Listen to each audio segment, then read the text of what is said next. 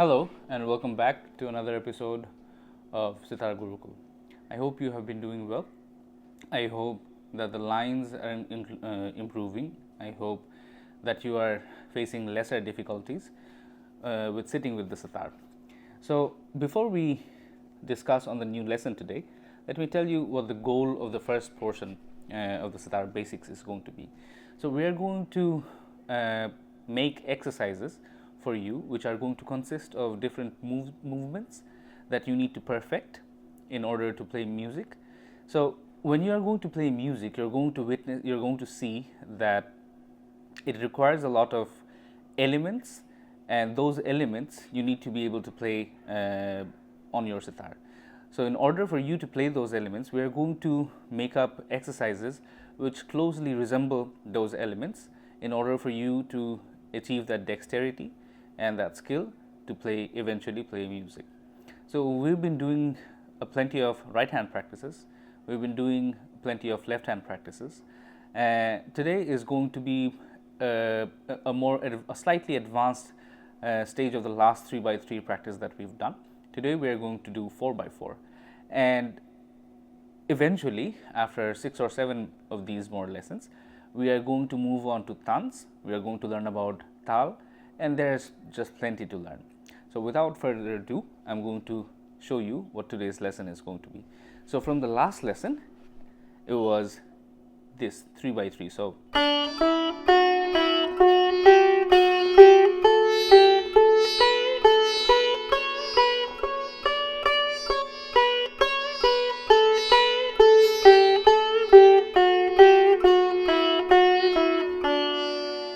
today we are going to do 4x4, which is going to mean that we are going to add one more note to the 3x3, and it's going to be sequence of 4. So sa re ga is going to be sa re ga ma, re ga ma is going to be re ga ma pa, and so on and so forth. Here's a demonstration.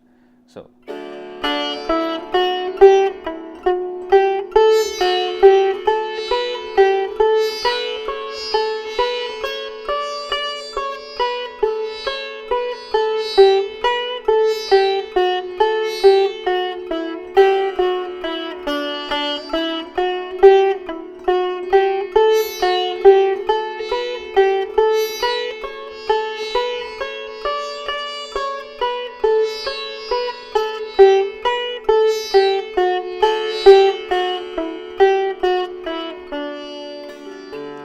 this is pretty much it. Now, before you continue with these lessons, I would like to tell you a few stuff about the problems that we beginners might face. So within this time, you're probably having a line that is already developing. Now, I cannot mention enough that the positioning of this line is going to be extremely crucial for your advancement in the sitar. If the line does not appear in the correct position, learning the sitar is going to be that much painful. Speaking of pain, it is very natural for anyone to have a little bit of pain. It can be a bit overwhelming at times, but for some others, I have observed that they feel the pain they feel is not much compared to others who do feel the pain. So having a pain on your right hand, having pain on your fingers, for some of you having pain on the back, it is very, very normal. And I also would like to tell you that it's just a matter of time since these pain will eventually go away. So but I also am waiting for pictures from all of you, especially at the current stage of the line. I have already started receiving a few pictures, and it gives me great pleasure to see that people are learning and almost getting perfect lines just by watching these videos. So I'm going to give you one more demonstration of what we want to achieve.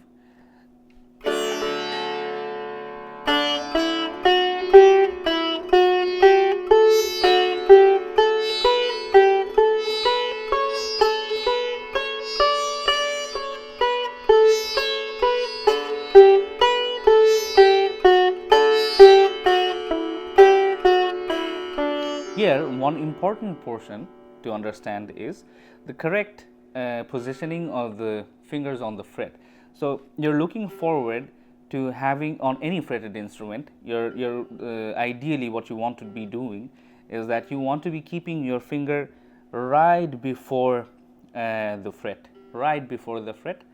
If there's too much gap, you're going to get this kind of a sound versus, so you get a much more cleaner sound.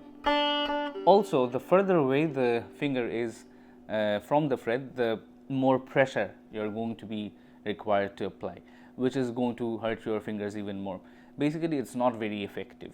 So, for effective practice, you need to have to remember first that it has to be very, very slow, which is why I'm not playing anything very fast right now, because I remember when my Gurujis, as brilliant as they are, when they used to teach me and other students in my class, and they used to demonstrate something very fast, all of us would jump right away and try to play it very fast because it's just very overwhelming, the speed.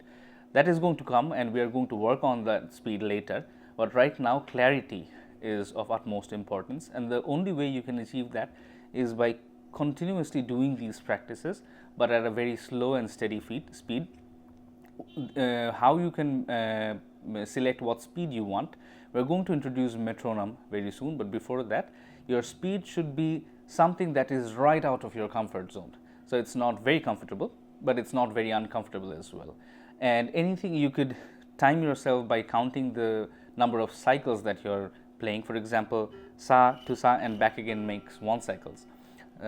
So you're gonna I would like you to count at least 10 cycles on a set, and maybe do 3 sets of that for now.